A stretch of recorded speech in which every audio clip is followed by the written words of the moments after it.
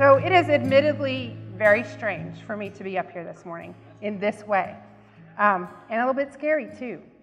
I've done public speaking for years, but this is very, very different. This is personal for me, and it's personal because I'm going to share some personal things. It's personal because you all are my family, and it's also a little bit strange and personal because if you knew my history with church, you would know that we came from a background, Bob and I, where women's roles were a little bit different than they are at First Christian.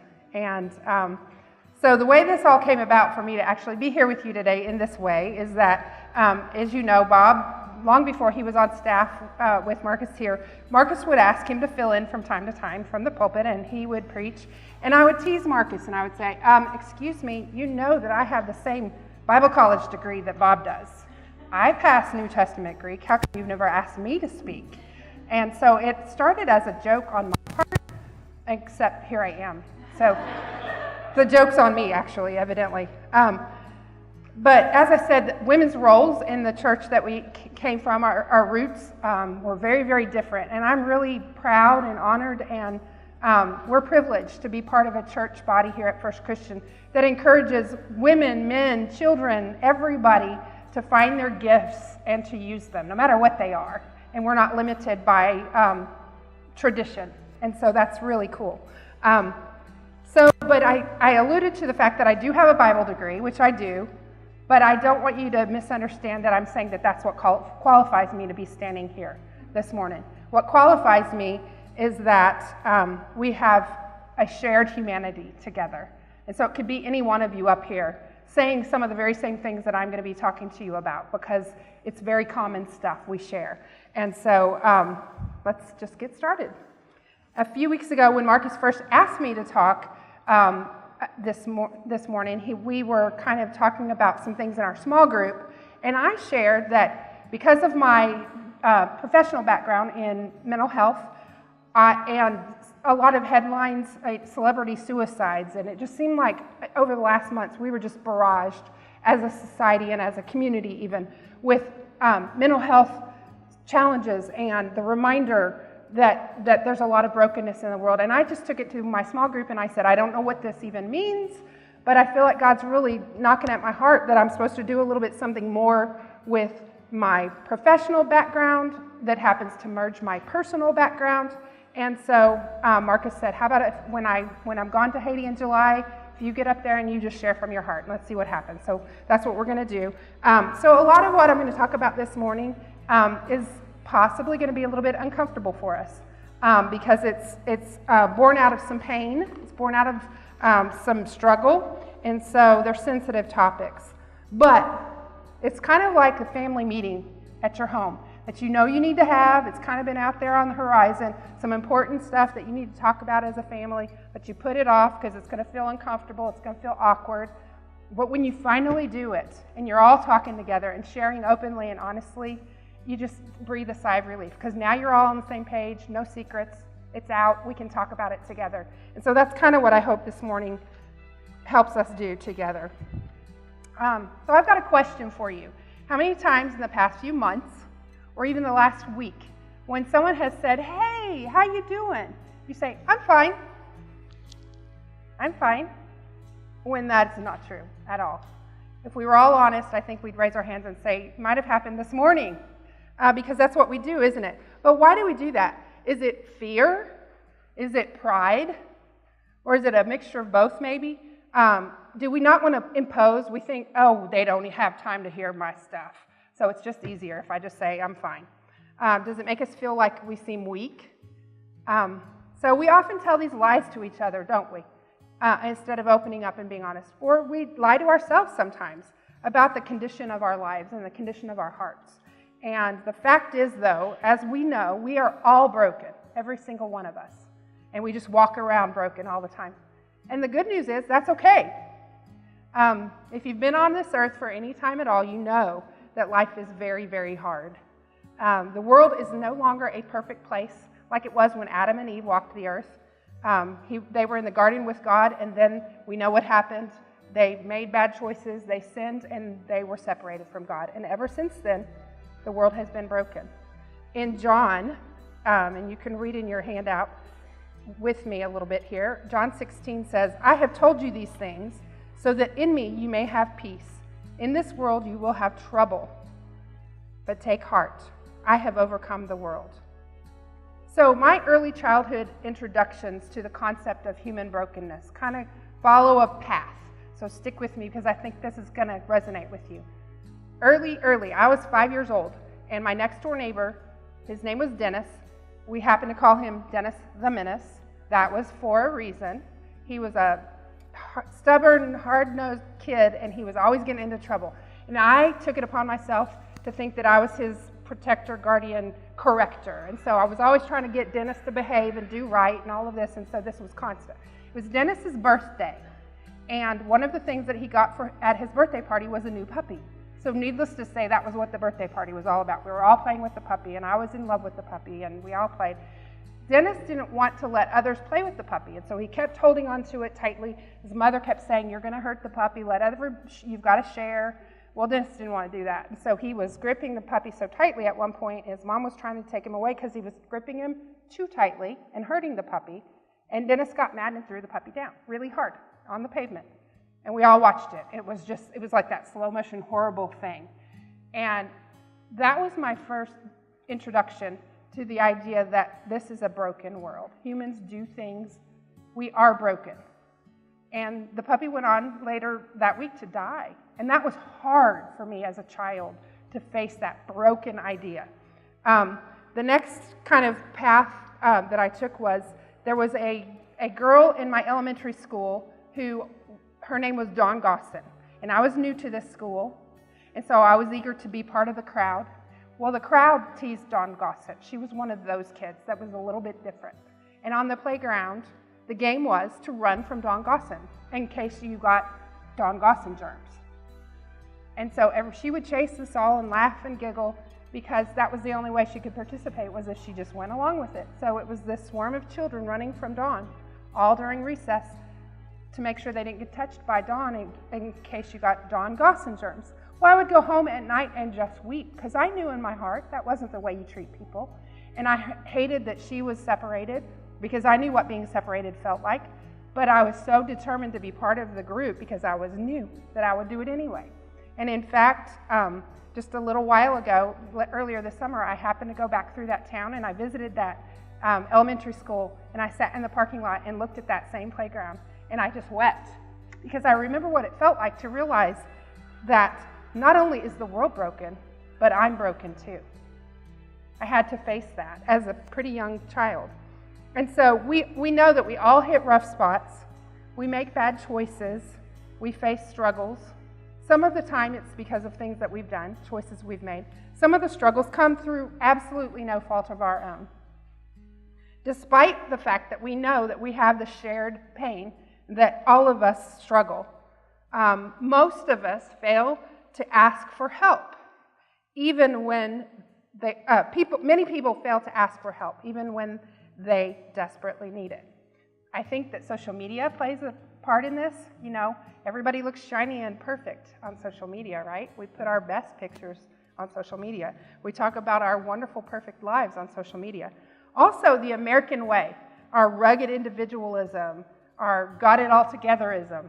You know, Americans, we don't need anybody else. You know, just leave me alone, I got this. All of this contributes to our sense of being alone in our brokenness. Even though, if you think about it, every one of us knows that we're all broken, but we feel separated. The fact is that God often helps through those around us. God often helps through those around us. But this only works if what? If we ask for help.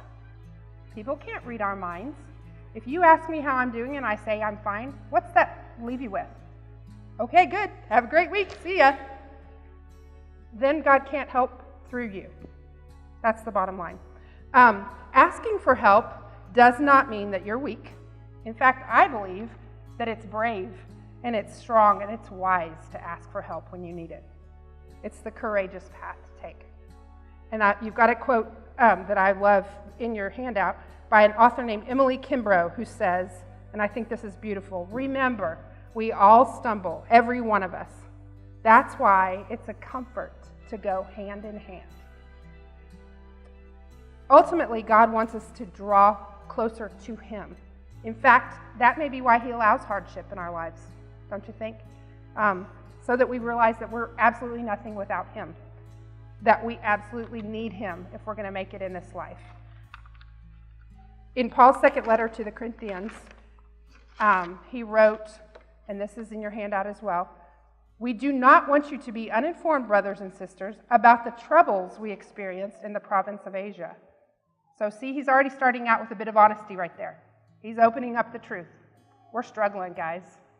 And he says, "We were under great pressure, far beyond our ability to endure." He's admitting weakness. "So that we despaired of life itself." Have you ever just despaired of life itself? So let's read this together.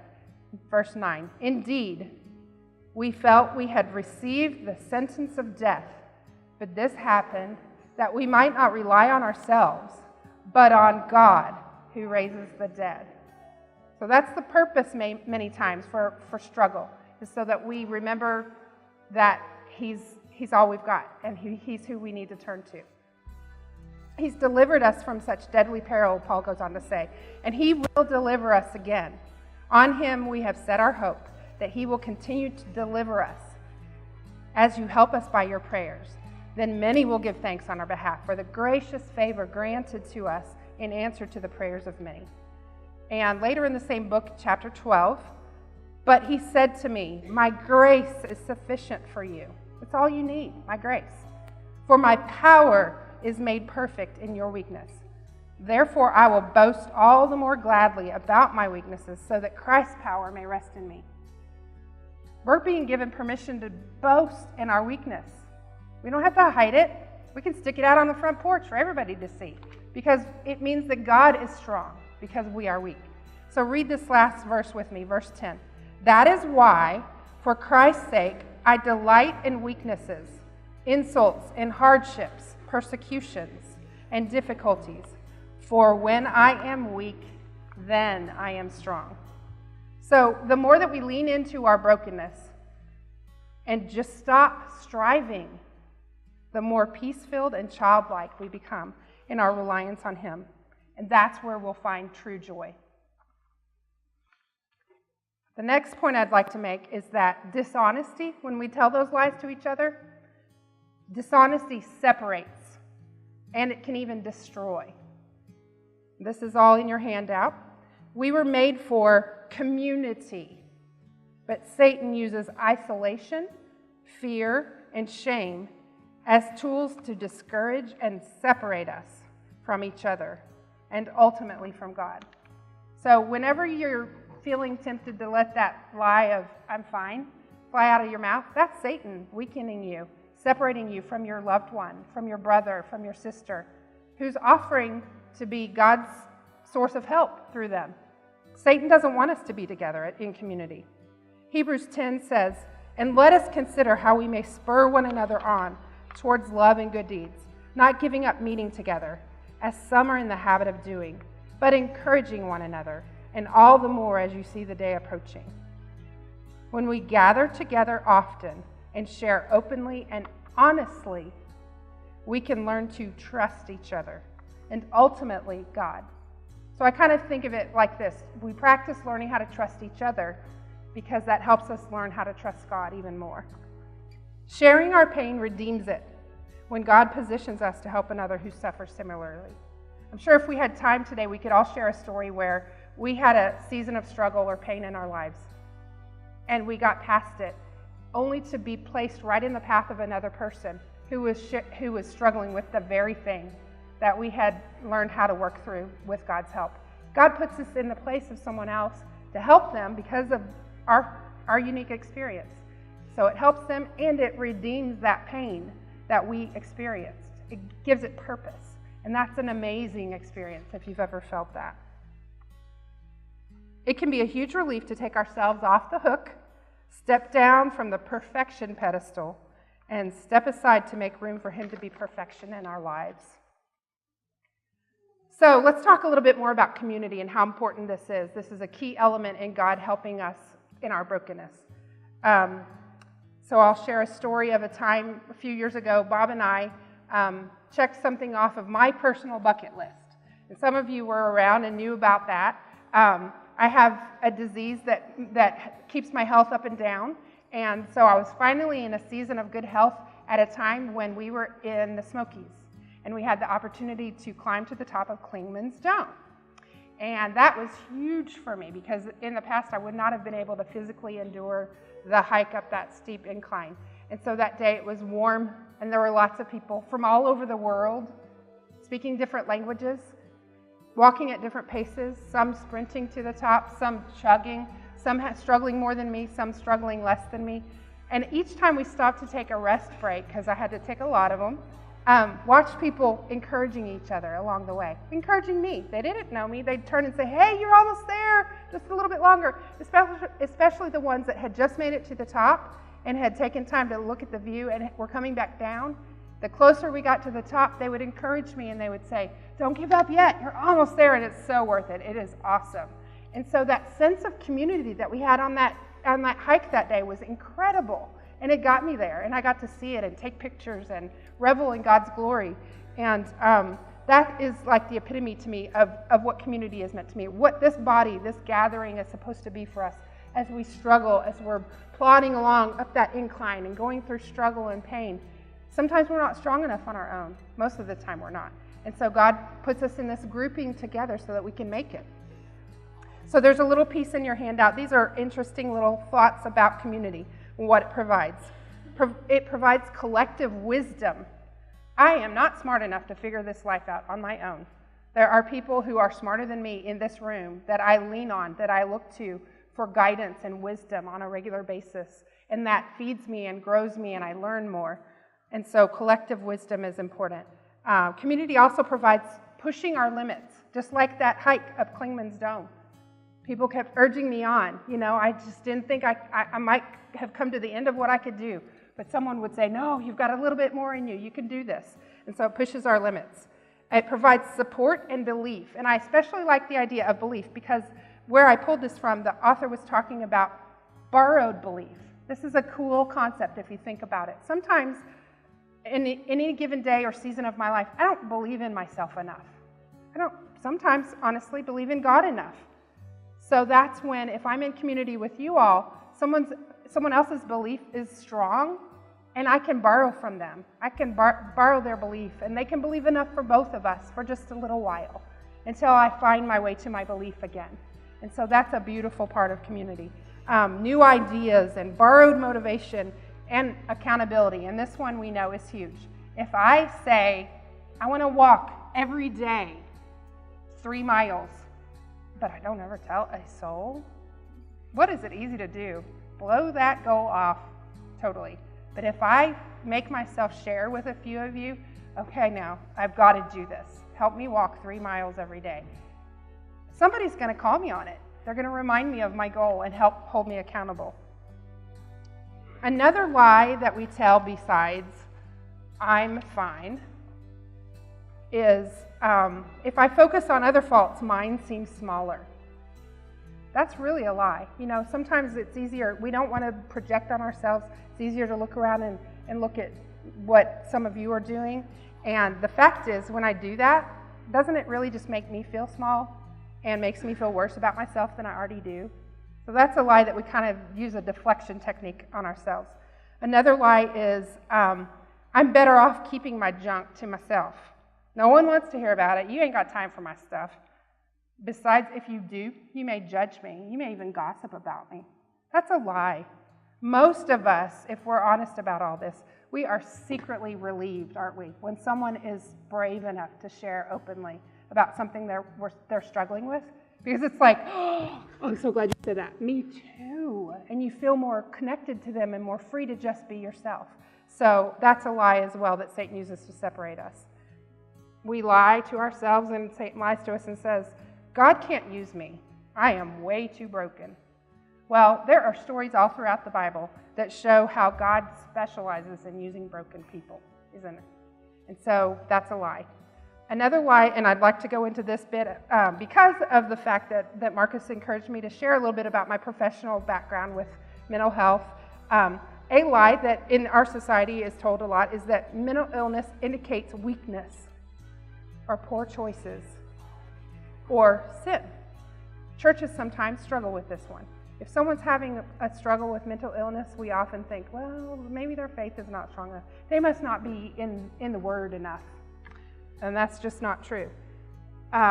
In his article titled, Is Mental Illness Really Biblical?, the writer and theologian Stephen Altrog suggests that mental illness is a disease of the body that affects the mind and the spirit. A disease of the body that affects the mind and the spirit. So that treating mental illness as only or even primarily a spiritual problem is both unbiblical and it's hurtful to those who struggle with mental illness.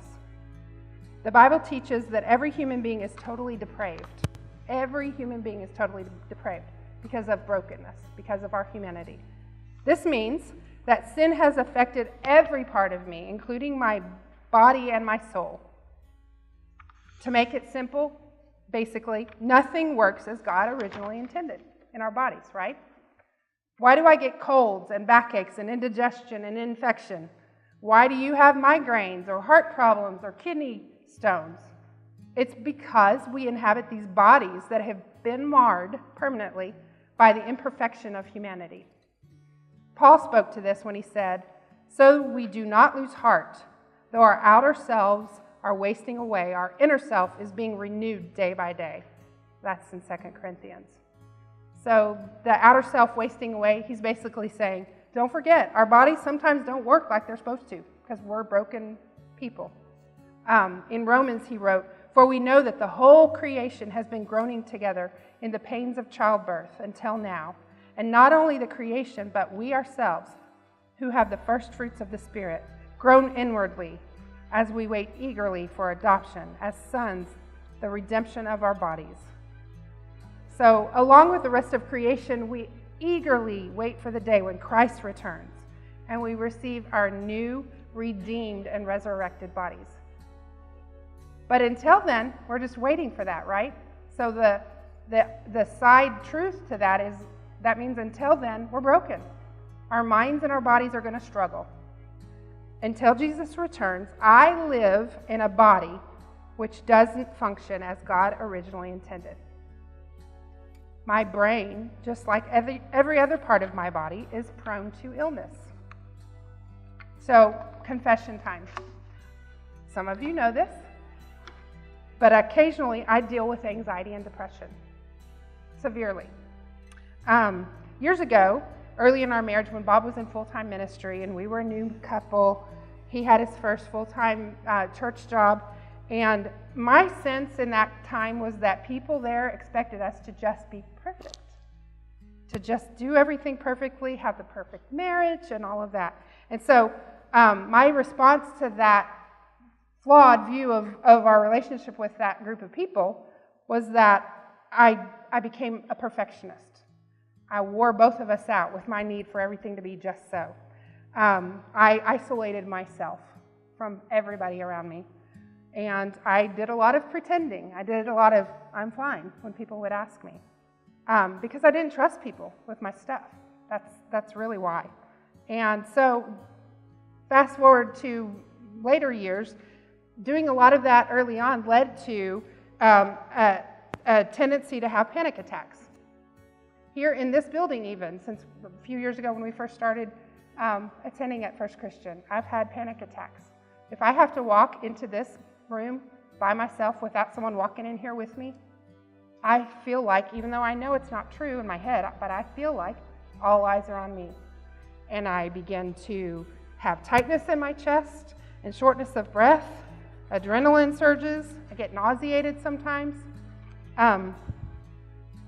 So the tendency that I have to keep very firm boundaries between me and the rest of you, sadly, sometimes, is that it probably has earned me the reputation, and I'm sorry for this if it's true, as standoffish and unapproachable and maybe even unfriendly. So if you ever see that going on, maybe you'll remember this and think, maybe that's not what it's looking like, you know? So on rare occasions, these anxiety attacks can be pointed to some specific worry that I'm dealing with at that time. But most of the time, it comes out of the blue. I don't know why. I don't know when or how, but it comes. And in those moments, I don't need anybody to tell me not to worry or to just have more faith. That's not going to work. My brain is broken. It needs more than just that. What I need is encouragement to persevere. I need to be reminded that even in the midst of suffering, even in the middle of that painful moment, Jesus is right there beside me. And I need to be reminded that my momentary afflictions are just serving to draw me closer to Him. And maybe to you all, if we share honestly.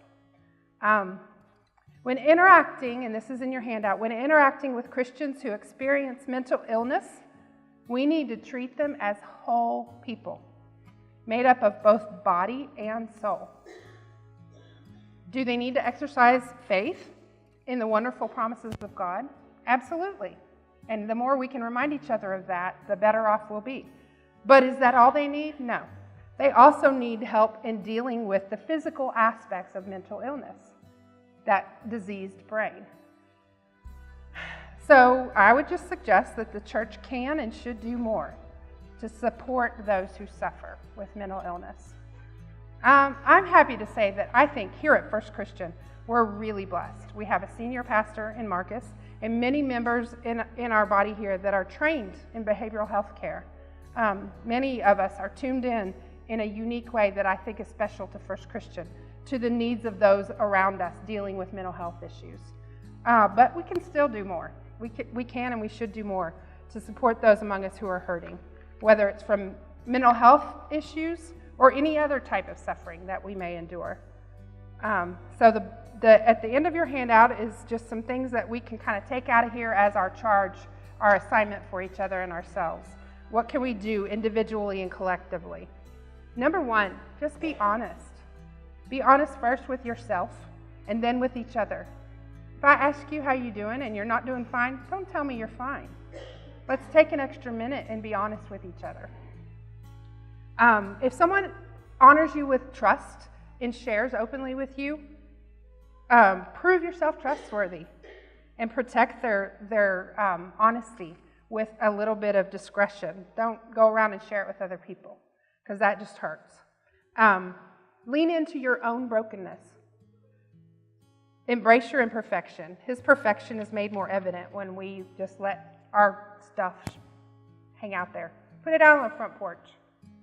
It just honors Him more. It gives Him the chance to shine even more and show His strength in us.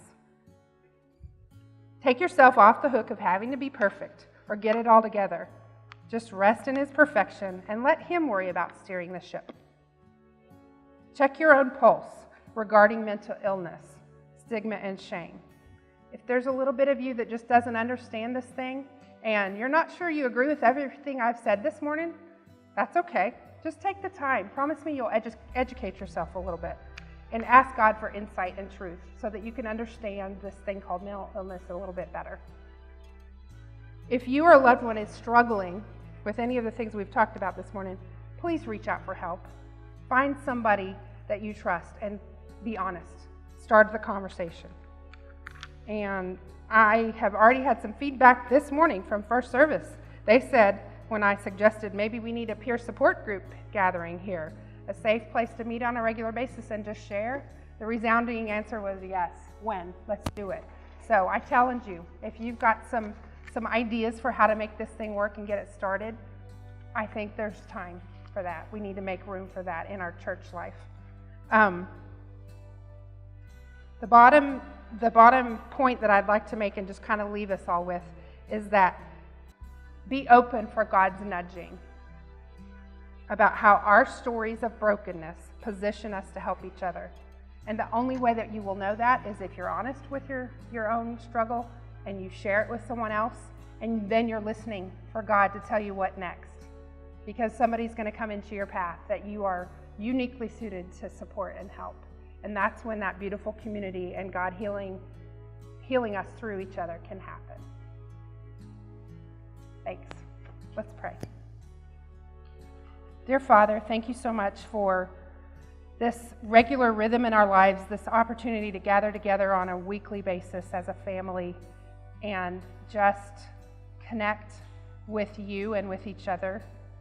I pray and ask you that if there's anybody in the room this morning that's feeling particularly broken, that they find somebody, they feel nudged and encouraged to trust somebody, to share openly, to try and connect with, so that you can help begin the healing. And Lord, thank you for this body where we can all be together and share in your love.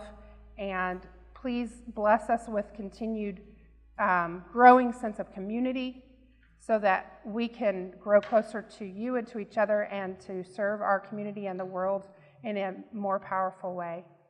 In your Son's name, amen.